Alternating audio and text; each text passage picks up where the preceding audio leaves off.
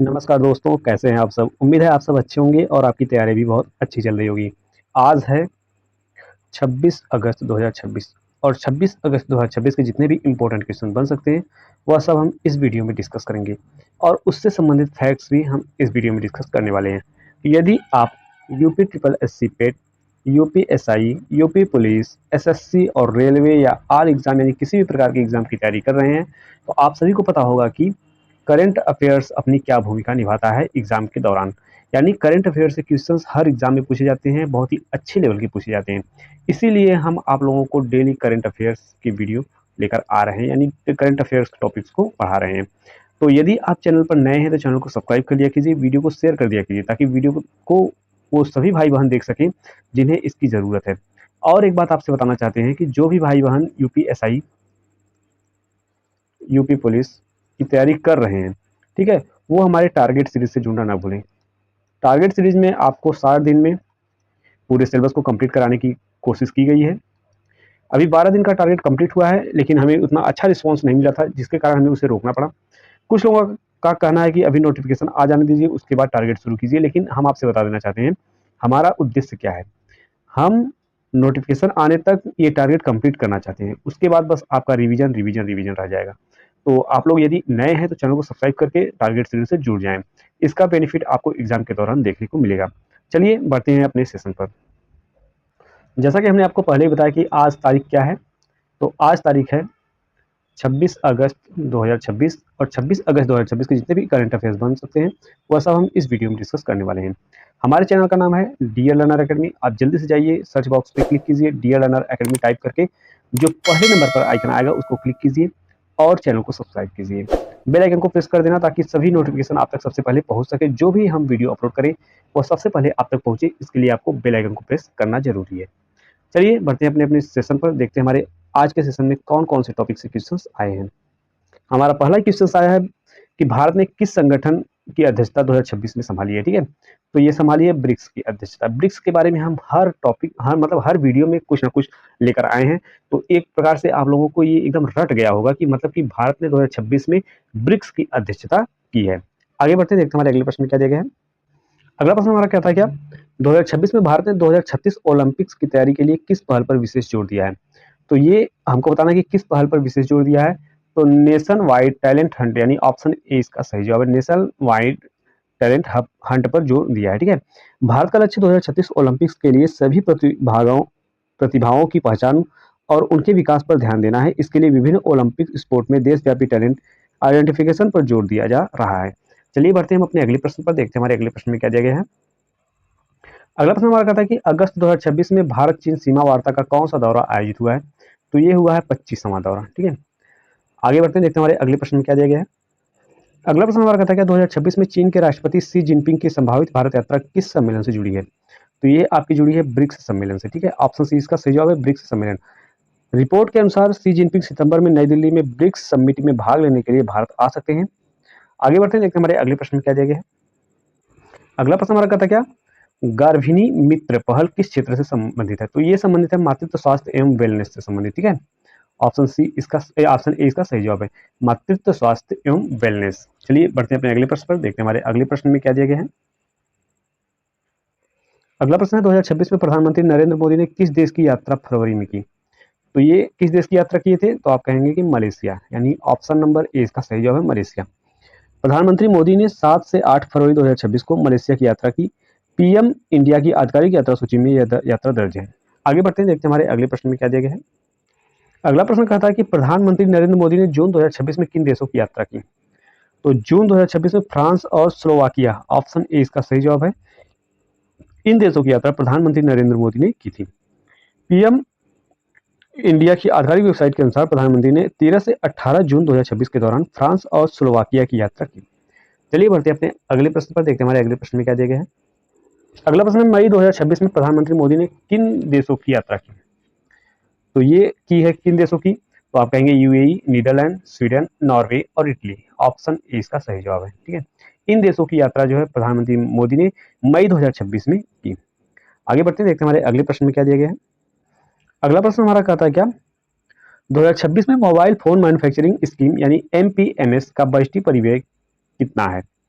तो हमको ये बताना है कि इसका बजटीय परिव्यय कितना है, तो 62,500 करोड़ यानी 62,500 यानी 62,500 करोड़। आगे बढ़ते हैं, देखते हैं हमारे अगले प्रश्न में क्या दिया गया है। अगला प्रश्न कहता है क्या, एमपीएमएस का मुख्य उद्देश्य क्या है। तो इसका मुख्य उद्देश्य हमको बताना है क्या है, मोबाइल फोन विनिर्माण को बढ़ावा देना। ऑप्शन बी इसका सही जवाब है। और एमपीएमएस का फुल फॉर्म क्या होता है, मोबाइल फोन मैन्युफैक्चरिंग स्कीम, एमपीएमएस का फुल फॉर्म है। और इसका उद्देश्य क्या है, मोबाइल फोन विनिर्माण को बढ़ावा देना। चलिए बढ़ते हैं अपने अगले प्रश्न पर, देखते हैं हमारे अगले प्रश्न में क्या दिया गया है। अगला प्रश्न कहता है 2026 में विस्तारित खेलो इंडिया स्कीम और एएनएसएफ के लिए कुल कितनी वित्तीय परिव्यय स्वीकृत किया गया है। तो ये किया गया है कितना, 36,441 करोड़, इतना परिव्यय स्वीकृत किया गया है। यूनियन कैबिनेट ने फाइनेंशियल ईयर 2026-27 से फाइनेंशियल ईयर 2030-31 तक विस्तारित खेलो इंडिया स्कीम और असिस्टेंस को नेशनल स्पोर्ट फेडरेशन के लिए संयुक्त रूप से 36,441 करोड़ का प्रावधान मंजूर किया है। आगे बढ़ते हैं, देखते हैं हमारे अगले प्रश्न में क्या दिया गया है। अगला प्रश्न कहता है खेलो इंडिया स्कीम मुख्यतः किस क्षेत्र से संबंधित है। तो ये आपको बताना है कि किस खेल से संबंधित, क्षेत्र से संबंधित है। तो ये खेल के क्षेत्र से संबंधित है। खेलो इंडिया का उद्देश्य खेल प्रतिभाओं को पहचानना, खेलों में युवाओं की भागीदारी बढ़ाना और भारत को स्पोर्टिंग पावर हाउस बनाने में मदद करना है। चलिए बढ़ते हैं अगले प्रश्न पर, देखते हैं हमारे अगले प्रश्न में क्या दिया गया है। अगला प्रश्न हमारा डीआरडीओ की एनएसटीएल ने हाल ही में कितने एलएटी ओटी पर हस्ताक्षर किए हैं। ठीक है, लेट ओटी पर हस्ताक्षर किए हैं। तो हमको बताना है कि कितने पर हस्ताक्षर किए हैं, तो 2 पर, यानी ऑप्शन बी इसका सही जवाब है। डीआरडीओ की national novel science technology laboratories यानी एनएसटीएल ने इंडिजीनियस डिफेंस मैन्युफैक्चरिंग को बढ़ावा देने के लिए लेट ओटी पर हस्ताक्षर किए हैं, यानी एलएटीओटी पर हस्ताक्षर किए हैं। कितने, 2। आगे बढ़ते हैं, देखते हैं हमारे अगले प्रश्न क्या दिए गए। अगला प्रश्न कहता है हमारा क्या, डीआरडीओ का पूरा नाम क्या है। इसका पूरा नाम है defence research and development organisation. Option A इसका सही जवाब है। क्या नाम है इसका, एक मिनट,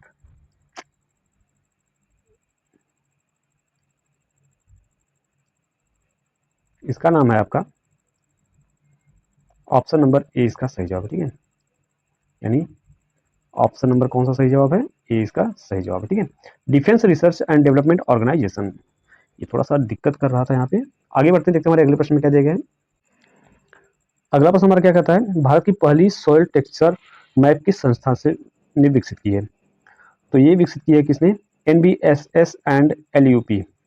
ऑप्शन नंबर 20 का सही जवाब है। ठीक है, एक मिनट हटा देते हैं इसको, एनबीएसएस एंड एलयूपी।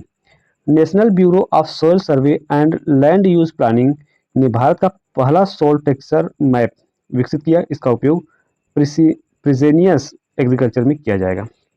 आगे बढ़ते हैं, देखते हैं हमारे अगले प्रश्न में क्या दिया गया है। अगला प्रश्न कहता है क्या, सॉइल टेक्सचर मैप का प्रमुख उपयोग किस क्षेत्र में होगा। तो ये होगा किसमें, प्रिसीजन एग्रीकल्चर, यानी ऑप्शन नंबर ए इसका सही जवाब है। मिट्टी की बनावट से संबंधित जानकारी किसानों को बेहतर क्रॉप प्लानिंग और सॉइल मैनेजमेंट में सहायता कर सकती है। आगे बढ़ते हैं, देखते हैं हमारे अगले प्रश्न में क्या दिया गया है। अगला प्रश्न 2026 बीडब्ल्यूएफ वर्ल्ड चैंपियनशिप की मेजबानी किस भारतीय शहर ने की। तो ये की है किस भारतीय शहर ने, तो आप कहेंगे नई दिल्ली ने। ऑप्शन बी इसका सही जवाब है, नई दिल्ली। नई दिल्ली ने 17 वर्ष के अंतराल के बाद बीडब्ल्यूएफ वर्ल्ड चैंपियनशिप की मेजबानी की है। आगे बढ़ते हैं, देखते हैं हमारे अगले प्रश्न में क्या दिया गया है। अगला प्रश्न हमारा क्या कहता है, बीडब्ल्यूएफ वर्ल्ड चैंपियनशिप 2026 में भारत ने कौन सा पदक जीता है। तो इसमें भारत ने कौन सा पदक जीता था, कांस्य पदक। ठीक है, भारत ने महिला युगल में कांस्य पदक हासिल किया। आगे बढ़ते हैं, देखते हैं हमारे अगले प्रश्न में क्या दिया गया है। अगला प्रश्न हमारा क्या कहता है, बीडब्ल्यूएफ वर्ल्ड चैंपियनशिप 2026 में भारत की कांस्य पदक विजेता जोड़ी कौन सी है। तो ये आपको बताना है कि ट्रिशा जॉली और गायत्री गोपीचंद, यानी ऑप्शन बी इसका सही जवाब है। ये इन्होंने कांस्य पदक जीता है। आगे बढ़ते हैं, देखते हैं हमारे अगले प्रश्न में क्या दिया गया है। अगला प्रश्न कहता है क्या, कॉमनवेल्थ गेम्स कहाँ आयोजित होंगे। तो कॉमनवेल्थ गेम 2026 जो कहाँ पर आयोजित होंगे, हमको ये बताना है। तो ये ग्लासगो में आयोजित होंगे। ऑप्शन बी इसका सही जवाब है।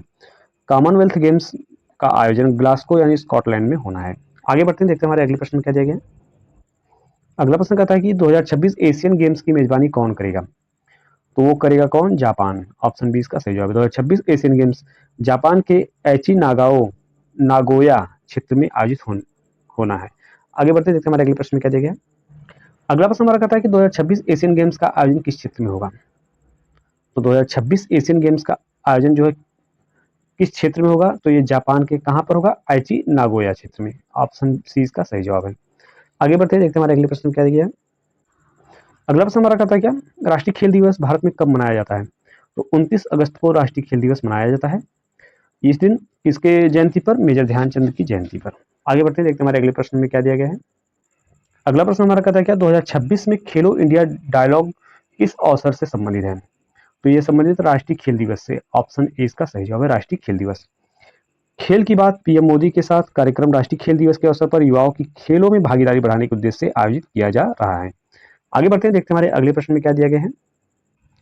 अगला प्रश्न कहता है क्या, मेजर ध्यानचंद किस खेल से संबंधित थे। ठीक है, तो ये सभी को पता होगा कि ये हॉकी के जादूगर के नाम से जाने जाते थे, ये हॉकी खेल से संबंधित थे। आगे बढ़ते हैं, देखते हैं हमारे अगले प्रश्न में क्या दिया गया है। अगला प्रश्न 2026 में सरला पुरस्कार किस क्षेत्र से संबंधित है।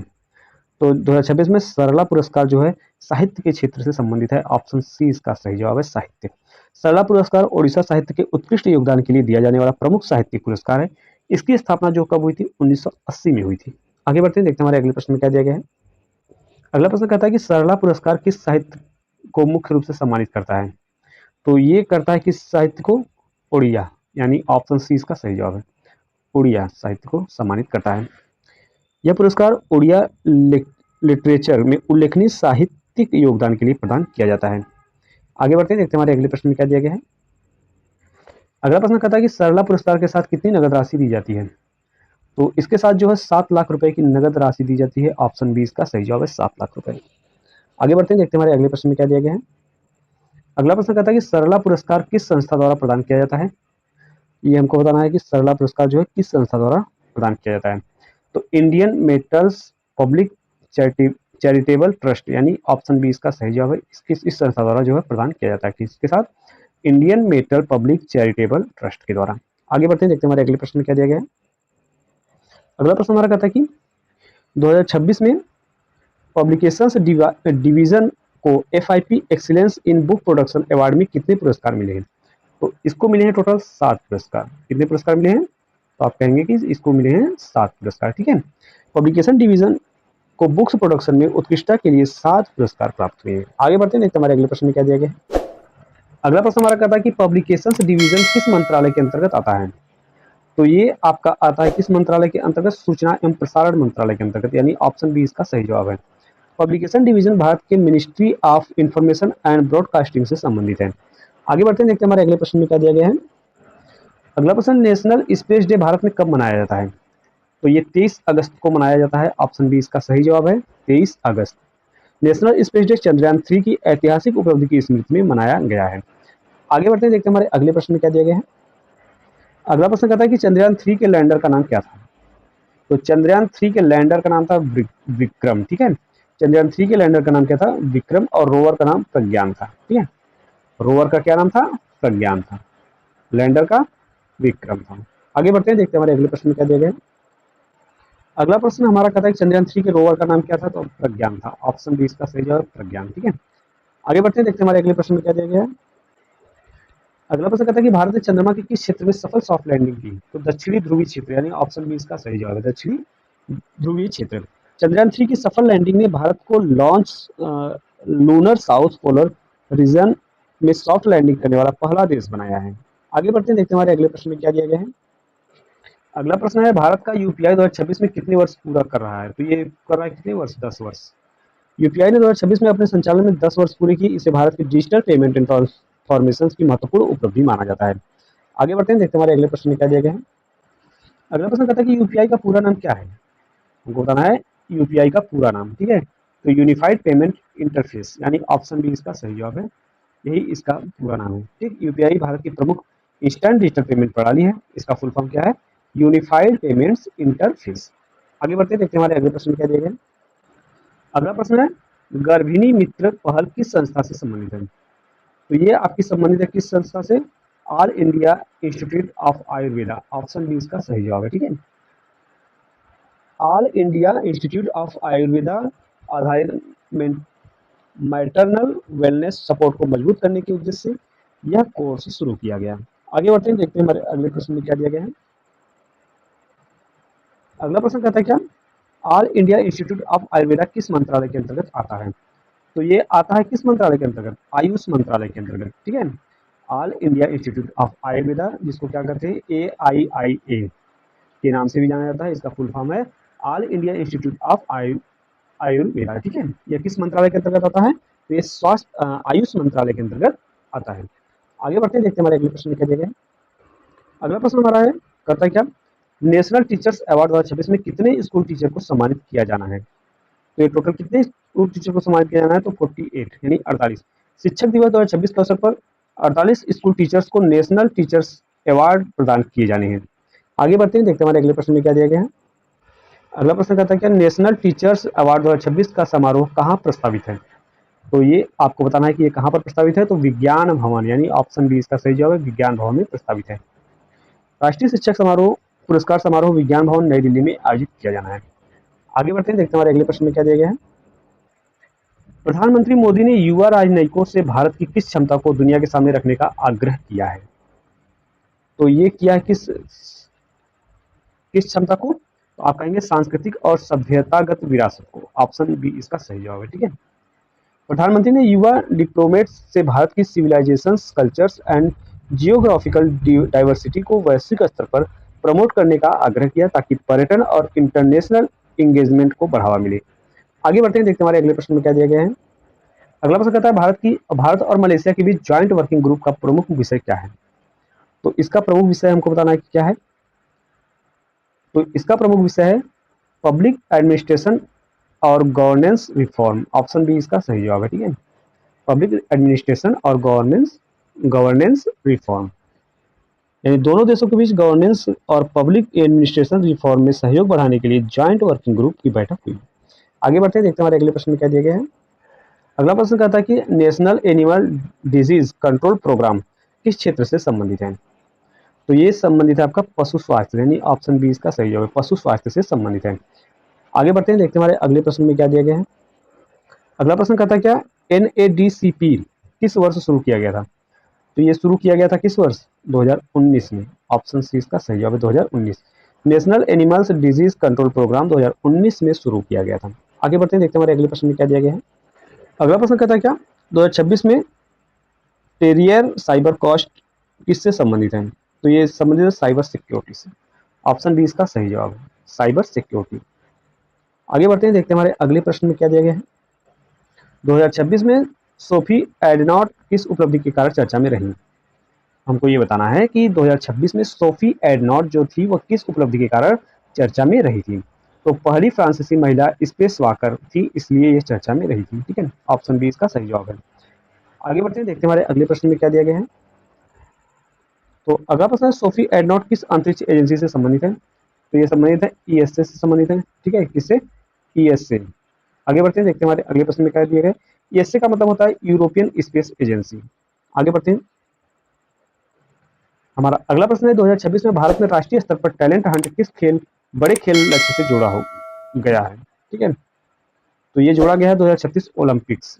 ऑप्शन सी इसका सही जवाब है, 2036 ओलंपिक्स। भारत ने 2036 ओलंपिक्स गेम्स की तैयारी के लिए विभिन्न खेलों में प्रतिभा खोजे और डेवलपमेंट पर जोर देने की दिशा में पहल की। आगे बढ़ते हैं, देखते हैं हमारे अगले प्रश्न में क्या दिया गया है।